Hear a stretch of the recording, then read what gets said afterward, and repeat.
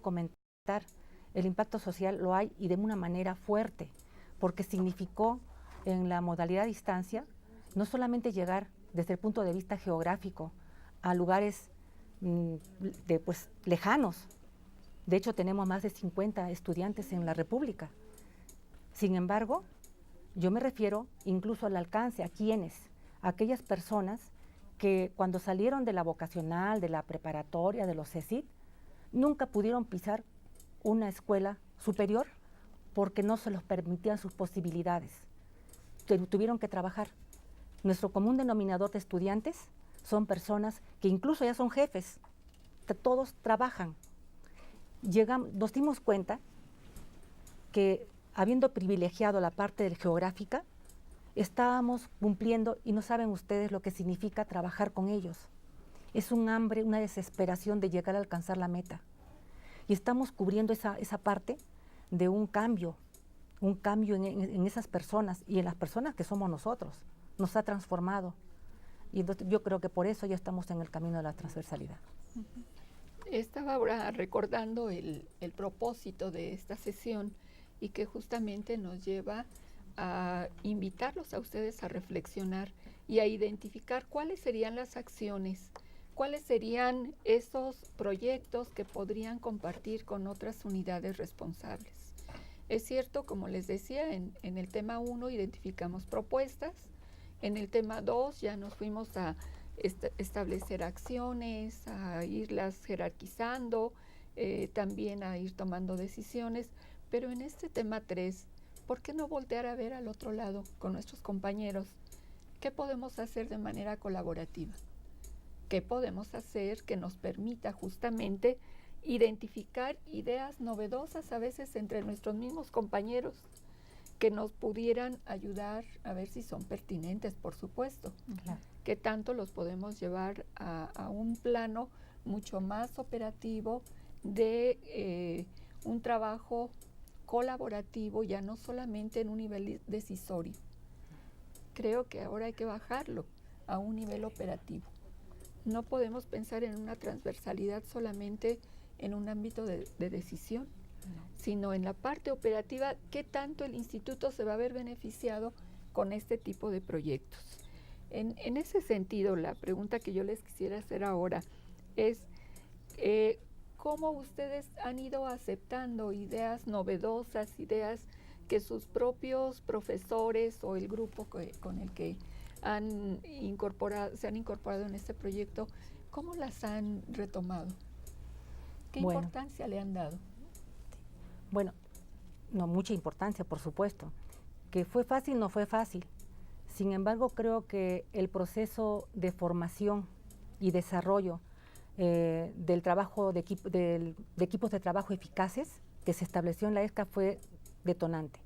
Porque cuando a uno le sucede en una primera experiencia situaciones que tienen que ver precisamente con cantidad de ideas diferentes, pero también sin saber de la forma cómo abordarlas y cómo ser productiva las ideas de las personas para poder aterrizar en algo, es difícil, ¿no?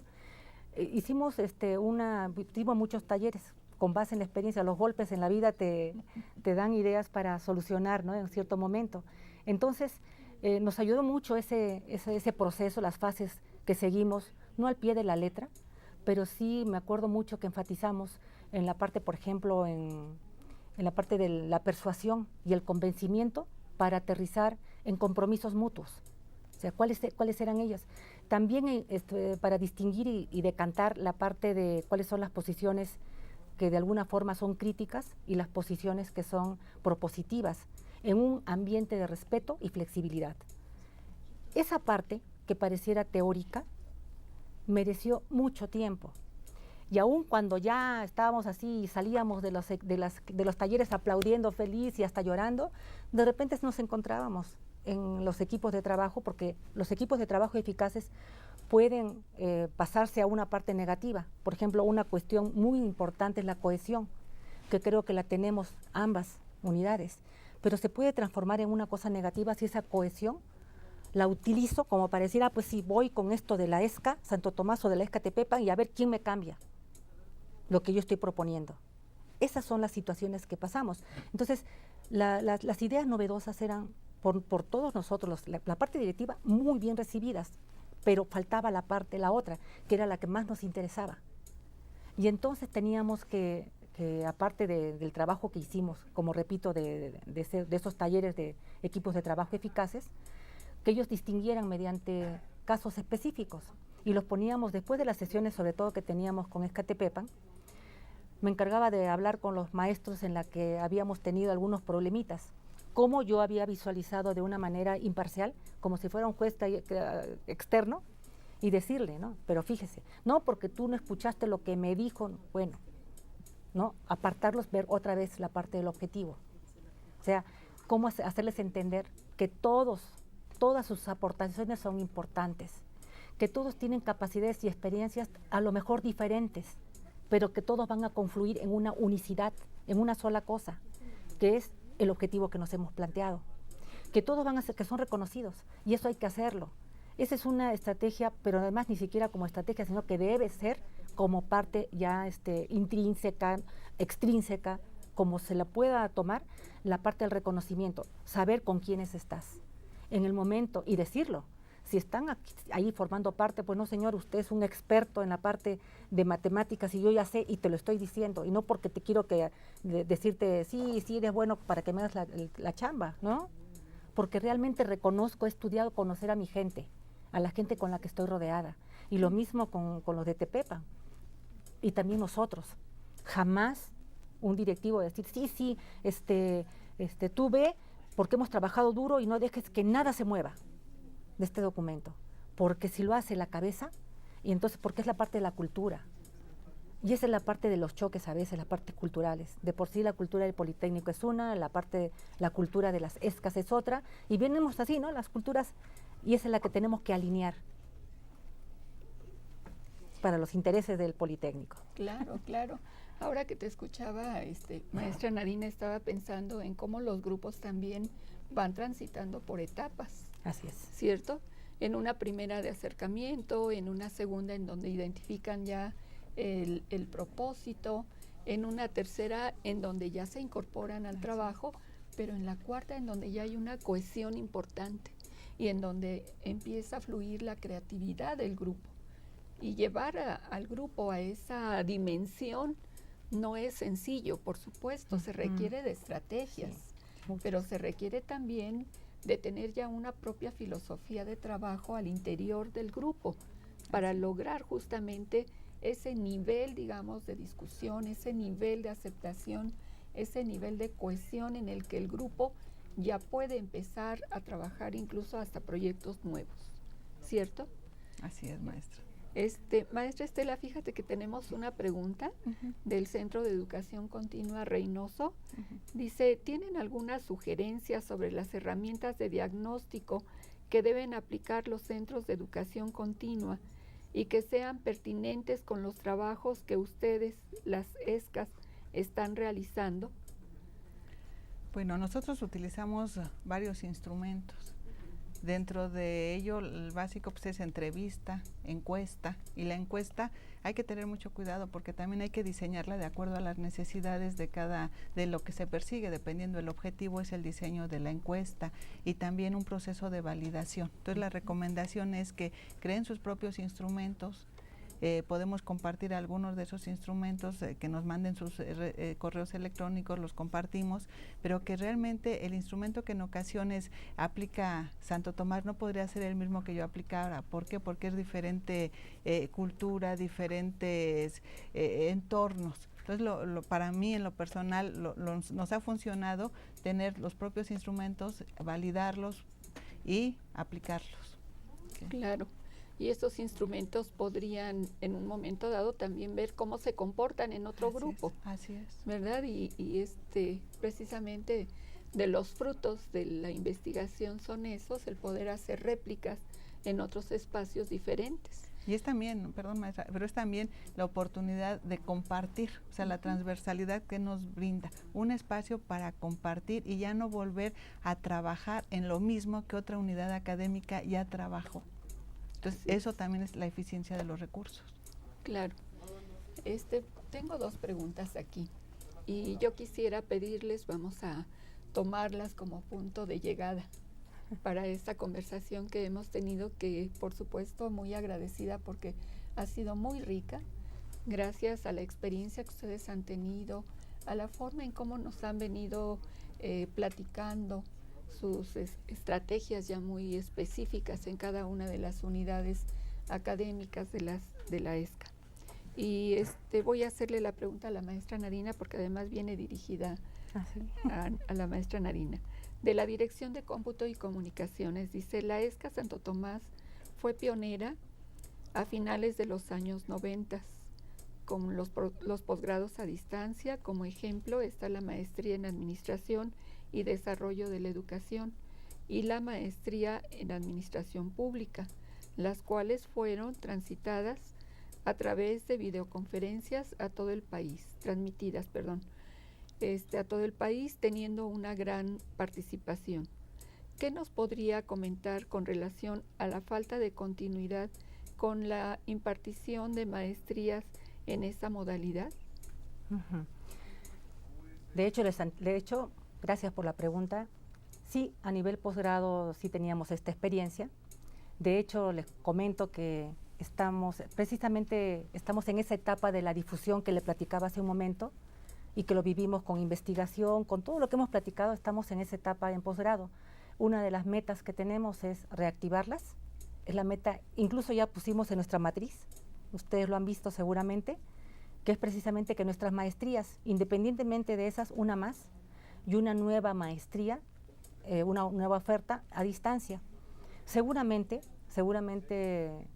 pasaron situaciones que lo hemos comentado aquí, que cuando decía yo, no alineamos de la parte de otras áreas o la parte nuestra, no se alinearon, había condiciones que no permitieron continuar, pero de esas situaciones es el aprendizaje que hemos tenido para que en la licenciatura tuviéramos esta oportunidad. Yo decía en un momento que no todo es una ocurrencia de la ESCA Santo Tomás o la ESCA y de la ESCA Tepepan. Todo esto es del pasado, producto de todo lo que hemos vivido, y no solamente en la ESCA, de todas las experiencias, por ejemplo, que vivieron las de la media superior.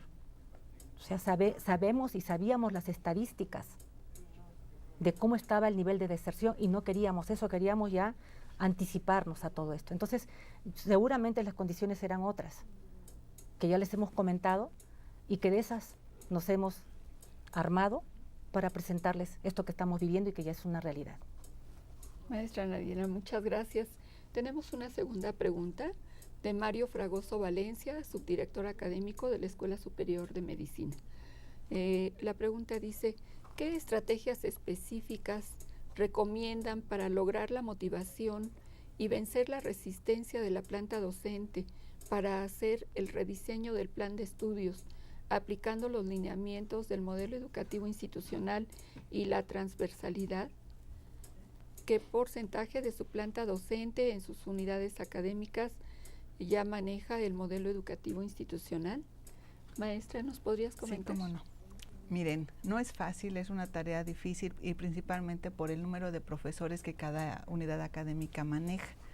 Nosotros primero le apostamos a la capacitación, a que conocieran qué bondades tiene el modelo educativo institucional, y en ocasiones caíamos en cuentas que decían, yo estoy en el modelo educativo institucional y el chico expone, y eso no para nada es el modelo educativo institucional. Sí, entonces es platicar con ellos, darles un seguimiento, e incluso nosotros nos permitimos en algunos casos asesorarlos y entrar a sus salones de cómo estaba llevando a cabo lo que sería el modelo educativo institucional. Gran parte de cómo instrumentar el modelo educativo institucional, primero yo les recomendaría capacitación. Decirles a los docentes en qué consiste el modelo educativo institucional, cuáles son las ventajas que representa tanto para el docente como el alumno, el perfil que persigue formar, el romper el paradigma de los modelos tradicionales, y la otra, que también sean escuchados, que los docentes sean escuchados, porque en ocasiones, retomando el tema de la idea, en ocasiones solamente las ideas se quedan en el cajón pero no afloran y son muy buenas ideas, pero por falta de tiempo, falta de decir, él no sabe, desechamos ideas que pueden fortalecer esos grupos. Entonces, recomendaciones, capacitación, que sean escuchados los docentes y en ocasiones también permitir y explicarles en qué consiste realmente las estrategias del modelo educativo y cuáles son las bondades de ese modelo educativo y los beneficios que traen con el modelo. Y que el subdirector académico en principio también se case con la idea del beneficio que va a tener el establecer el modelo educativo, que es romper todo un paradigma. Estamos casi finalizando, llegando a la recta final de esta sesión y me gustaría, retomando algunas palabras de ustedes, hacer énfasis en la transversalidad. Esa forma diferente de organizarnos, esa forma diferente de llegar a conjuntar nuestras capacidades para actuar justamente ante los retos a los que nos enfrentamos en el entorno. Ya no solamente en el entorno interior del instituto, sino también al entorno posterior. Recordemos que la planeación colaborativa obedece también a las exigencias que la propia unidad responsable tiene, pero también a las exigencias del entorno más inmediato. Y por supuesto yo quisiera ahora aprovechar para invitarlos a que ustedes lleven a cabo su trabajo del tema 3, que por favor se conecten para dentro de 8 días nuestra videoconferencia que tendremos de 9 a 11 de la mañana, titulada El POA y su ejecución, en donde tendremos al maestro Fernando Arellano Calderón y al licenciado Emilio Hernández López en este lugar. Seguramente algunas de las preguntas que nos han llegado y que son específicamente del área de ellos, tendremos oportunidad para dialogarlas. Quisiera agradecer, maestra Estela Casas, quisiera agradecerle, maestra Nadina Valentín, y muchísimas gracias al equipo de la UPEV. Que tengan muy buen día.